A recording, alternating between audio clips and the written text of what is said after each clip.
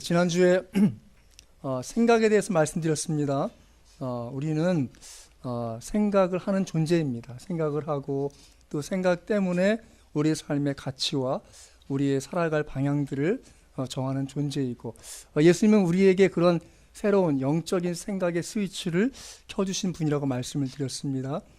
그리고 또 더불어서 예로서 예루살렘의 아히히만이라는 책에 나오는 그 아돌프 아히히만에 대한 이야기를 해드렸습니다. 아돌프 아히히만이 자신이 설계했던 그 유태인들을 학살하기 위해서 조금 더 나은 설계 방법이 뭐였는가 하면 가스 기차를 만드는 거예요. 그러니까 가스 수용소까지 사람을 태우고 가서 수용소에 집어넣어서 죽이는 그런 일들이 너무 번거로우니까 조금 더 간단히 사람을 죽일 수 있는 방법을 고안했는데, 그것이 가스 열차예요. 사람을 태우고 가는 동안 다 죽는 거예요. 그 시신만 치우면 되는 것이죠.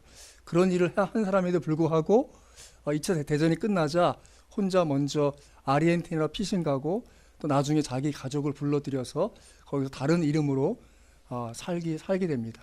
그렇게 한 10여 년 이상 자기 신분을 숨기고 거기 살고 있다가 이스라엘의 그 정보기관 모사드에 의해서 알려지고, 그 모사드 요원들에 의해서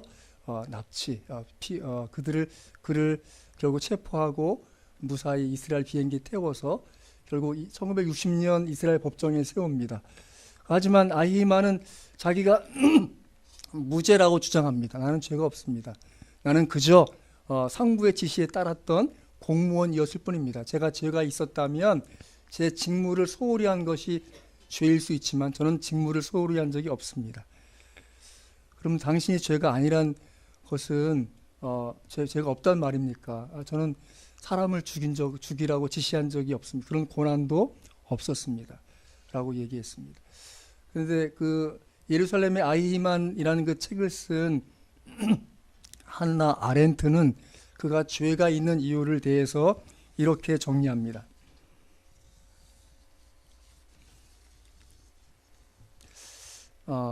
그 과정에서 그 재판을 지켜본 6명의 정신과 의사가 판단하기는 그는 나보다 더 정상이며 준법적 정신이 투철한 국민이었다라고까지 얘기하고요. 그렇지만 8개월이 지나는 그 지루한 재판 속에 사람들의 관심이 조금 더 식어지게 됐고, 그런데 한나 아렌트도 그렇게 얘기합니다. 그는 아주 근면한 인간이다. 그리고 그런 근면성 자체는 결코 범죄가 아니다. 그러나 그가 유죄인 명백한 이유는 아무 생각이 없었기 때문이다 라고 강조하고, 그 다음 또 중요한 말을 해요. 타인의 고통을 헤아릴 줄 모르는 생각의 무능은 말하기의 무능을 낳고, 그리고 행동의 무능을 낳는다. 그러니까 우리가 생각하지 않는다는 것은 결국 우리가 말하지 않는 것이고, 결국 생각하지 않음으로써 말도 하지 않고 결국은 우리가 행동도 하지 않는 행동의 무능을 낳게 된다는 것이죠. 결국 우리가 생각한다는 건 정말 중요한 것이고, 생각하는 거 하는 것 더불어서 우리가 정말 중요하게 보아야 될 것은 무엇인가 하면 내가 왜 실천하고 있지 않을까를 한번 생각을 해보셔야 돼요. 저는 여러분들에게 하나님의 말씀에 살아있음에 대해서 강조하고 싶습니다. 하나님의 말씀은 우리로 하여금 머물러 있지 못하게 해요. 왜 예수 믿는 사람들이 변화받습니까? 왜 예수 믿는 사람들이 더 나은 삶을 살게 됩니까? 왜냐하면 예수님이 끊임없이 그의 인생의 실행키, 엔터키를 누르시기 때문입니다. 컴퓨터를 기본적으로 아신 분들은 알지만 가장 중요한 키가 두 가지가 있습니다. 하나는 전원, 또 하나는 엔터키예요. 무엇을 시작했든 저장을 시키려고 할 때 엔터키를 쳐야 저장이 되고, 잘못한 것을 수정하기 위해서 지우려고 할 때 그걸 버리기, 엔터키를 눌러야 되는 거예요. 예수님은 우리 삶에 버릴 것을 버리도록 실행키를 누르시고, 우리 삶에 새롭게 되기를 원하셔서 더 나은 삶의 엔터키를 누르신 분이라고 믿습니다.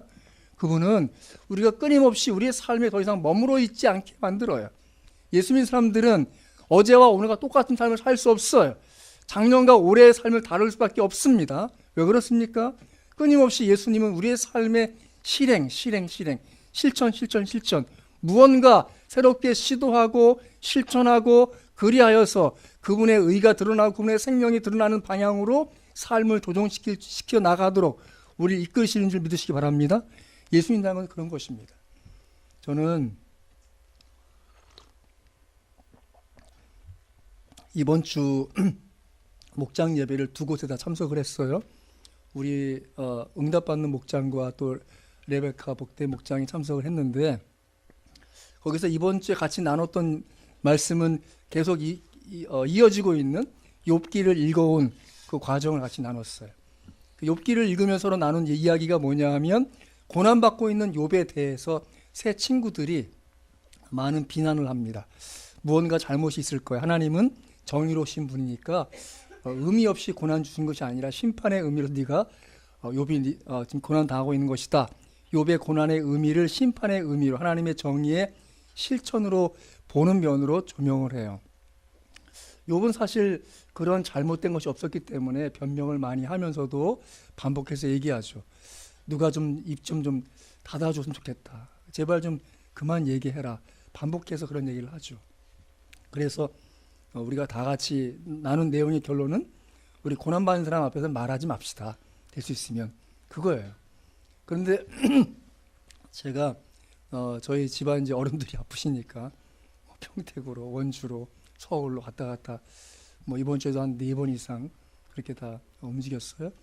그러다가 이제 어제는 저희 아버님이 몸이 안 좋으셔서 아버님 댁에 우리 집사람이 반찬 좀 때롭게 해가지고 간다고 해서 다녀왔습니다. 근데 이제 아버님이 큰 수술을 나이 드셔서 하셔서 회복이 좀 늦더라고요. 그리고 굉장히 힘들어하세요. 가끔 통증을 느끼시는데, 어제는 이제 식사를 다 끝나고 일어서려고 하는데 못 일어나는 게 아구구구 막 비명을 지으시듯 하는 거예요. 그래서 그 진통제를 드시라고, 왜 안 드시냐고. 야, 진통제 먹는다 금방 안 아픈 게 아니다. 가끔 이렇게 아픈데 얘기하시는데, 제가 또 얘기했어요. 그렇게 참기 힘드시면 입원하세요. 근데 저희 아버님이 저한테 이렇게 말씀하셨어요. 아니, 아들 목사가 그렇게 얘기하면 되냐? 성도들한테 가서 그렇게 얘기하면 안 되지? 근데 마음이 탁 받치면서 갑자기 욥의 세 친구들하고 저하고 똑같아지더라고요. 뭔가 좀 위로하려고 말을 시작했는데 결론은 위로가 아닌 거죠. 우리가 그 과정에서 우리 집사람은 제발 욥의 친구를 생각하세요 옆에서 그랬거든요. 근데 제가 그렇게 듣지는 않았어요. 우리가 선한 의도로 갖고 뭔가 시작을 할 수 있겠지만 그 선한 의도가 그대로 드러나지 않을 때가 너무 많아요. 왜 그러죠? 우리의 죄성이 있어요. 자기 의로움은 드러내고 싶어하고 상대방의 잘못은 지적하고 싶어하는 죄성이 우리 안에 있기 때문에 우리는 너무 쉽게 잘못된 말을 하기 쉽지요. 제가 이번 주간에 계속 떠올랐던 작품 중 하나가 빙점이라는 일본 미우라 아야코라고 하는 작가의 책입니다. 여러분 빙점 혹시 읽어보셨나 모르겠지만, 여러분 아침 드라마나 우리나라 드라마의 흥행의 요소 뭔지 혹시 아세요? 막장 드라마라고 일컬어지는 흥행의 요소가 뭐냐 하면 출생의 비밀. 출생의 비밀의 원조 같은 격이 바로 빙점이라는 작품이에요. 거기 주인공 요코가 나오는데, 요코는 어린 시절 입양돼요. 그런데 입양이 된 그 과정 이후에 나중에 알게 돼요. 자기가 입양된 걸 알게 되고, 더 중요한 것은 부모님들의 원수의 딸인 거예요, 자기가. 그걸 알게 되고, 양부모, 특히 그 엄마가 알게 돼요. 그래서 비난을 하죠. 그 내용이 무엇인가 하면, 어린 시절, 그러니까 이 가정이 그 남편, 양 아버지 아빠는 병원 원장님이세요. 그리고 이제 3남매를 두었는데, 두 남매를 뒀군요. 두 남매를 뒀는데, 이제 엄마가 아빠 병원의 젊은 그 의사하고 눈이 좀 맞았어요. 그래서 같이 좀 좋은 시간 보내고 싶으니까 아들하고 자기 큰 아들하고 그 가정부는 밖에 멀리 내보내고 어디 다녀라고 시키고, 그리고 이제 딸 하나 누리꼬라고 한 딸을 이제 귀찮으니까 좀 나가 놀다 와라 하고 내보냈어요. 그런데 나가 노는 사이에 그 아이가 죽어요. 근데 그 사실을 아빠가 알게 된 거예요. 그러니까 자기 아내한테 복수하려고 그 자기 딸을 죽인 그 살인자가 딸이 있다는 걸 알게 되고 그 딸을 입양하는 거예요. 그 딸이 바로 요코야. 그래서 요코는 모르고 자랐는데 나중에 알게 된 거죠. 내가 살인자의 딸이라니. 엄마도 알게 된 거예요. 네가 살인자의 딸이야? 하고 비난을 하게 돼요. 결국 자살을 시도해요. 그런데 그 남자친구가 알아보니까 그 요코는 그 살인자의 딸이 아니었어. 다른 곳에 살인자의 딸이 살고 있어. 그래서 그 친구가 이제 요코한테 달려가는 거야. 그리고 전편이 이제 빙점이 다 끝나요. 근데 빙점을 쓴 이 미우라 아야코는 어떤 사람인가 하면 17살 때 이미 초등학교 교사가 돼요. 일본에서. 하지만 초등학교 교사를 해보니까 그 당시는 이제 2차 대전 당시였기 때문에 일본에서 황국 신민을 기른다고 하는 것 때문에 많은 잘못된 교육들을 하고 있는 것 때문에 학교 교사를 그만두고 폐결핵에 걸려서 폐결핵에 걸린 것 때문에 이제 요양을 하게 되죠. 근데 어릴 때부터 같이 알아왔던 그 친구가 있었는데 다다시라는 친구가 예수 믿는 친구예요. 그래서 끊임없이 전도하려고 애를 써요. 근데 오히려 자기 병과 자기 상태에 대해서 어려움을 겪고 있었던 미우라 아야코는 자살을 시도해요. 그러자 다다시가 돌로 자기 발등을 찍으면서 내가 너를 구원할 수 없다는 게 너무 비참하다 하고 자기 자신을 벌한다는 의미에서 발등에서 막 피가 나오는 거 볼 때 그 미우라 아야코가 감동을 받고 눈물을 흘리고 이후에 술 담배도 끊고 예수 믿게 돼요. 근데 다다시가 죽어요. 폐결에 걸려서 오히려. 근데 얼마 후에 다다시와 닮은 그 미우라를 만나게 돼요. 그래서 두 사람이 같이 예수 믿고 이제 신앙생활하는 가정을 이루게 돼요. 그러다가 이제 건강이 좋지 않으니까 자파상을 열었는데 그 가게가 운영하면서 예수 믿는 마음으로 잘 섬기고 손님들 잘 접대하고 하면서 자꾸 매출이 올라가고 시간이 더 바빠진 거예요. 너무 장사가 잘 너무 감사하고 그러는데 듣기를 누가 얘기해 준 거야. 당신네 가게 잘 되는데 당신네 가게 잘 되는 것 때문에 이웃 가게가 장사가 지금 안 돼서 어렵더라. 그 얘기를 듣고 두 내가 상의해서 가게 운영 시간을 줄이고 규모를 줄여요. 그 시간이 남으니까 미우라 아야코가 글을 쓰기 시작해요. 그래서 글 쓰는 것 가운데 일본 아사히 신문이라고 하는 신문사에서 신춘문에 1000만엔 지금 따지면 1억 원인데 그 당시 1억 원 더 컸겠죠. 그 1964년 신춘문예의 빙점이라는 이 소설이 당선이 되고 그것이 일본 전국뿐만 아니라 우리나라에도 알려지고 우리나라에서도 빙점이라는 영화가 만들어질 정도로 그렇게 유명한 작품이 되었는데 그 미우라 아야코라는 사람이 시오카리 그 고개라고 하는 책을 써요. 그 설령이라는 작품은 번역된 책인데 그 책을 쓴 이유는 무엇인가 하면 그 당시에 그 이제 자기가 작품을 쓰니까 뭐 이제 주변에 이제 뭐 물어보고 다니고 하다가 어느 교회에 갔는데 1909년에 죽은 청년 이야기를 하는 거예요. 그 청년이 누구냐 하면 바로 나가노 마사오라는 청년이에요. 나가노 마사오라는 청년은 예수 믿는 사람이 아니었어요. 그 친구 중에 예수 믿는 것을 권하던 친구가 있었어요. 그런데 믿지를 않고 믿지 않겠다고 그러고 거부하다가 서서히 이제 예수님의 진리에 대해서 눈을 뜨게 되고 이후 예수를 믿게 돼요. 근데 이 나가노 마사오라는 이 사람이 하는 일은 국철 아사히카 운수사무소의 서무 주임이었어요. 그러니까 영무원이 영무원. 그런데 그가 단순히 예수 믿는 것이 아니라 주일학교 교사로도 봉사하면서 주일마다 자기가 역무원이니까 역을 다니면서 전도하는 철도부 직원 기독 청년회를 조직해서 주일에는 각 역마다 순회하면서 전도를 해요.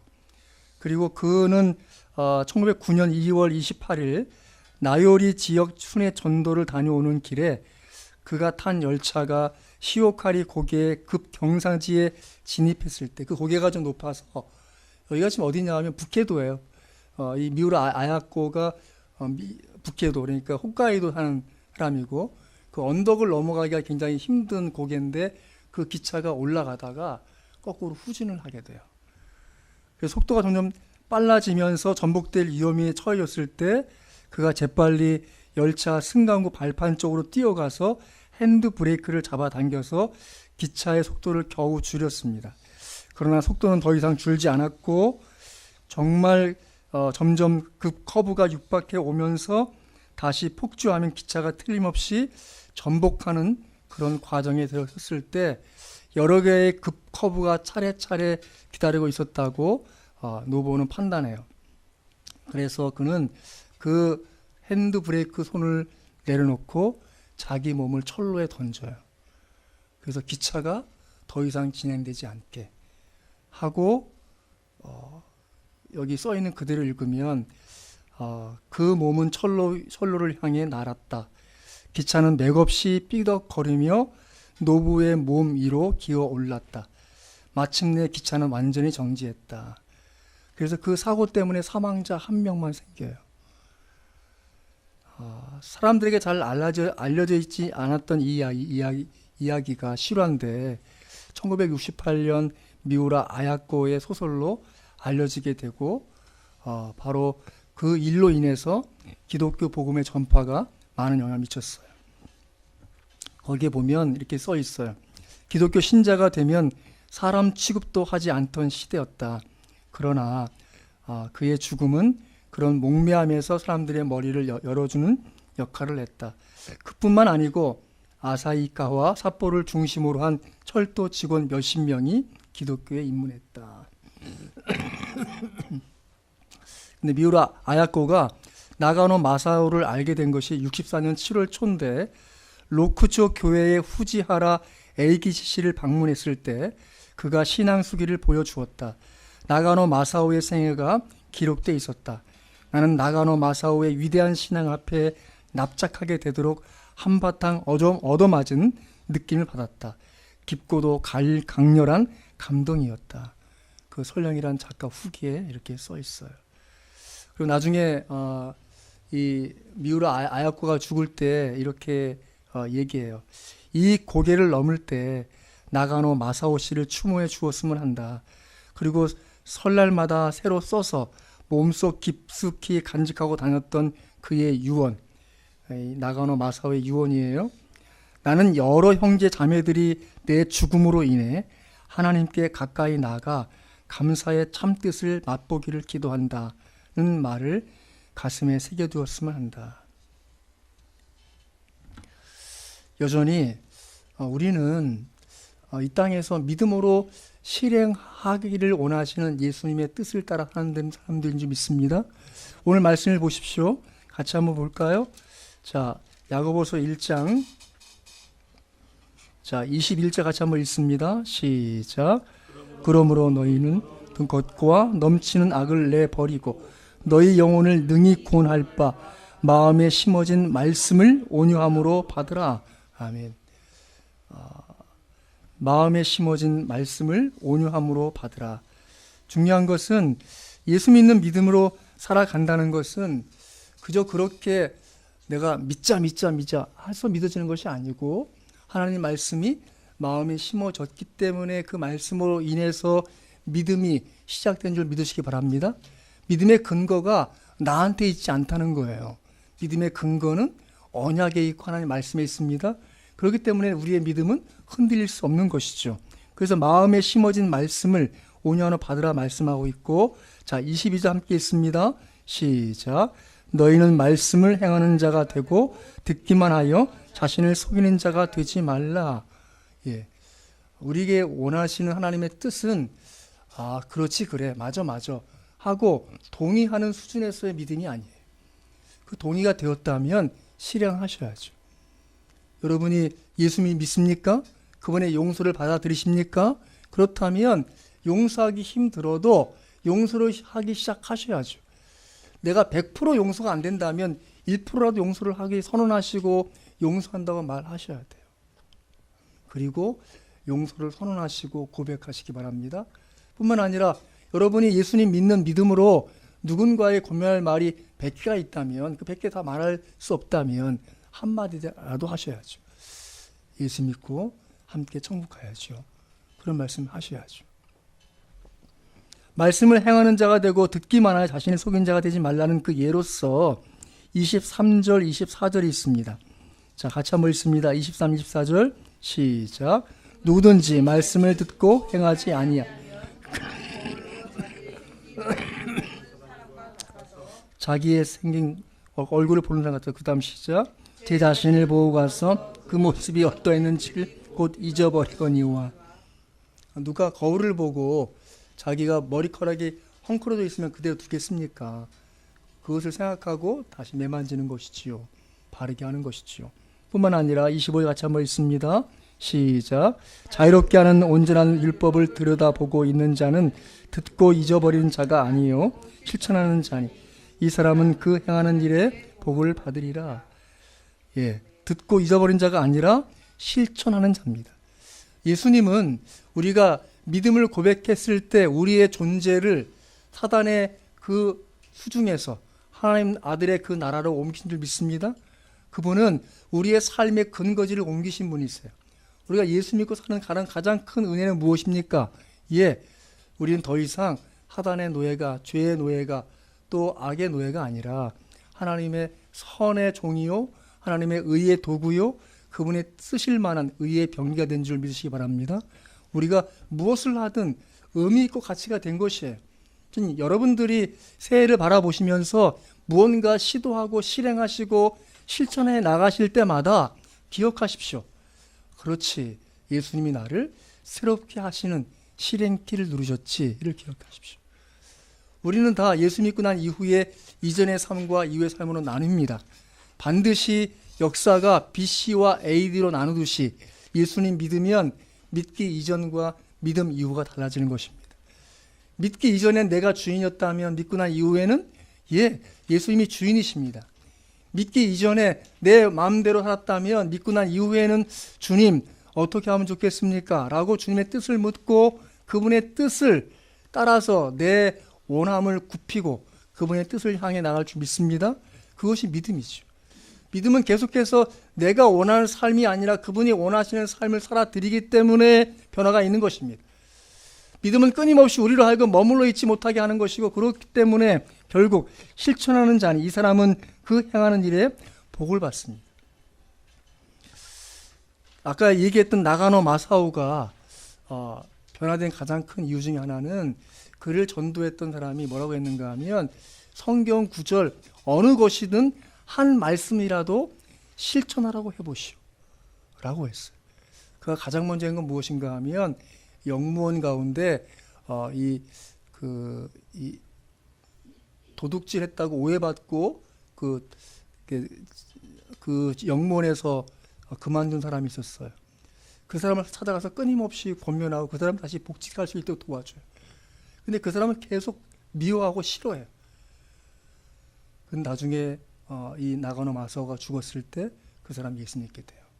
그뿐만 아니라 그렇게 전도했던 많은 영무원들이 갑자기 10여 명 이상이 교회로 전도가 돼요. 그래서 이후에 그 로쿠초 그 교회가 조금 더 성장했을 때 이 미우라 아야코가 자기 집을 목사관과 교육관을 쓰도록 집을 내어주고 다른 집으로 이사가요. 그리고 나중에 미우라 아야코가 죽었을 때 사람들이 미우라 아야코 팬들이 기념관을 지어주려고 했을 때 바로 이 아까 얘기했던 그 시카오리 그 언덕 위에 그 기념관을 지어주고 거기에 미우라 아야코가 했었던 자파상을 1층에 꾸며놓고 2층에는 미우라 아야코가 어떻게 집필했는지 그 내용들을 거기다 해놨다고 하더라고요. 그리고 그 언덕에 바로 이 나가노 마사오의 그 추모비가 세워지게 돼요. 여러분, 우리가 믿음으로 산다는 것이 대단히 큰 대단한 일을 해야 믿음으로 큰 일이라는 건 아닙니다. 저는 예수 믿는 여러분들이 해야 할 작은 일이라도 예수님의 이름으로 실행하시고 실천하시길 바라요. 그것이 하나님의 뜻이에요. 이 모든 말씀을 실행하는 것이 아니라 여러분이 알고 있는 한 말씀이라도 내 삶에 적용해서 어떻게 그대로 예수님의 뜻을 이루어 드릴까 하는 고민과 생각을 안고 실천하실 때 예수님이 실행키를 누르신, 엔터키를 누르신 이유가 드러날 줄 믿습니다. 결국 여러분이 믿고 따르는 그 예수님은 여러분의 삶에 더 새로운 일들을 많이 이루실 줄 믿습니다. 저뿐 아니라 우리 세우리 교회도 마찬가지. 우리 교회가 어떤 일을 준비해 나갈 때 그것이 우리 교회 규모로서 감당할 수 없겠다라고 하지 않았기 때문에 지금까지 해온 것이죠. 우리가 어떤 일을 할 때마다 우리의 가진 것보다 하나님의 뜻을 바라보고 주님이 행하실 그 은혜와 능력을 바라보았기 때문에 우리 교회가 작은 교회일지라도 많은 일을 했다고 저는 믿습니다. 또 앞으로 그럴 것입니다.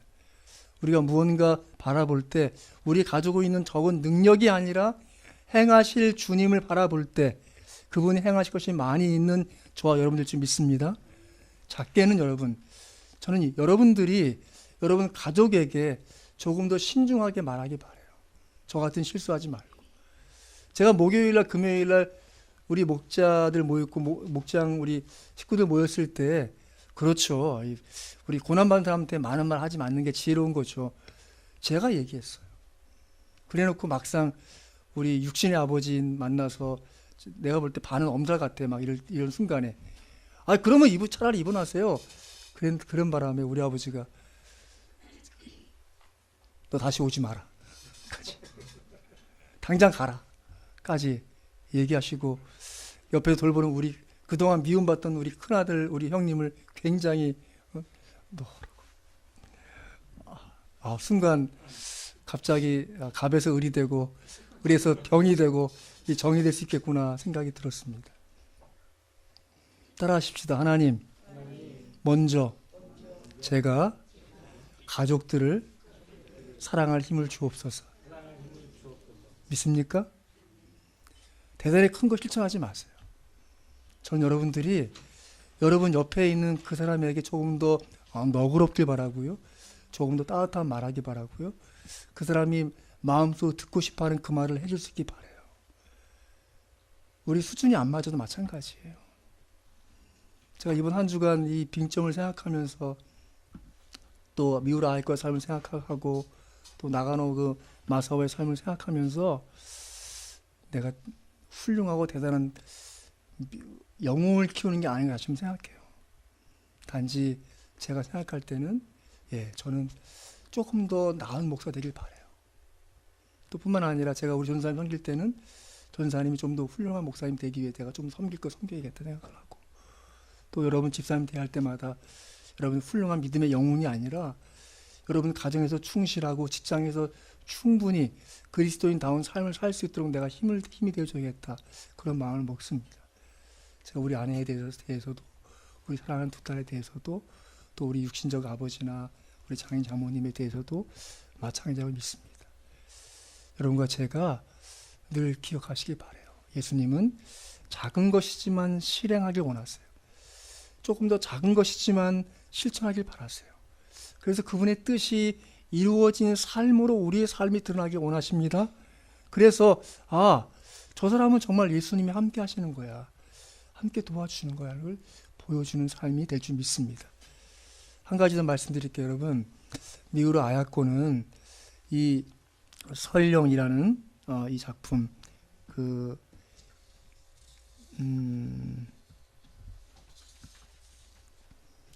이 작품을 쓰면서 사실은 그 이후에 30년 동안 투병을 해요. 혼자서 글을 못 쓰게 돼요. 그런데 그가 쓴 나머지 책은 그러니까 67년 이후부터 99년 죽을 때까지 쓴 책은 남편이 옆에서 다 받아 적은 거예요. 타이프칭이 아니고 받아 적은 거예요. 그래서 나중에 뭐라고 하는가 하면 이 설령이라는 작품 끝에 남편에게 얘기해요. 당신에게 내가 무엇을 더 칭찬할 수 있겠습니까? 너무 고마워서 할 말이 없다고 써요. 여러분, 우리가 뭔가 훌륭한 일 하기를 꿈꾸지 마세요. 정말 작은 것이지만 어머니를 사랑하는 것, 표현하는 것 정말 중요한 거예요. 작은 것이지만 아내를 사랑하는 것 표현하는 것 중요한 것이고요. 자녀를 사랑하는 것 표현하는 것 중요한 것이고요. 자기를 먼저 생각하지 않고 자기 가족을 먼저 생각하는 게 더 귀한 거예요. 그것이 가장 중요한 실행키예요. 밖에서 훌륭한 일 하는 거 중요한 거 아니에요. 전 여러분이 가정에서 그리스도인다운 삶을 살기를 애쓰고 힘쓰기 바래요. 조금 더 용서하시고, 좀 더 이해하시고, 좀 더 용납하시고, 조금 더 품어주시고, 조금 더 사랑해 주시는 그 태도를 취해야 돼. 내 아픔이 중요한 게 아니라 나를 먼저 생각하지 말라고. 그게 죄란 말이에요. 자기를 앞서 세우면 받지 못한 것이 생각 드는 거예요. 자기를 생각하지 않고 그리스도를 생각하면 주지 못한 것에 대해 생각하는 거예요. 주지 못한 것을 생각하세요. 주지 못한 것을 주세요. 주지 못한 말을 하시고 아직 하지 않은 그 실행을 하세요. 예수님은 우리 자신이 먼저 그렇게 주님의 뜻을 받들어 내 가족에게 먼저 또 내 이웃에게 먼저 실행하길 원하시는 분이세요. 미우라 아야코와 그의 남편이 자파상이 잘 된다고 제1지점, 제2지점 냈으면 어떻게 됐을까요? 그냥 화장실 한 개 더 있는 집으로 이사 갔을 것이고, 조금 더 넓은 평수집으로 이사 갔겠죠. 하지만 그는 그렇게 살지 않았어요.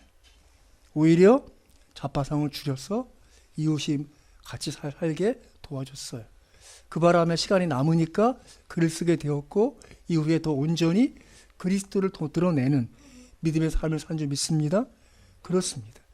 여러분, 우리가 욕심을 내서 무언가 소유하려고 하지 마시고 오히려 그리스도의 뜻이 무엇일까를 실현하시려고 실행하시는 2019년 되시기를 주의 이름으로 축원합니다. 그럴 때 하나님이 여러분에게 더 나은 삶으로 보장하실 것입니다. 왜입니까? 오늘 말씀을 보시죠. 마지막 말씀 이렇습니다. 듣고 잊어버리는 자가 아니요 실천하는 자니 이 사람은 그 행하는 일에 복을 받으리라. 여러분과 제가 그렇게 이 한 해가 하나님의 뜻을 실행함으로써 얻어지는 복이 무엇인지를 증거하고 증명하는 복된 한 해 되시기를 주의 이름으로 축원합니다.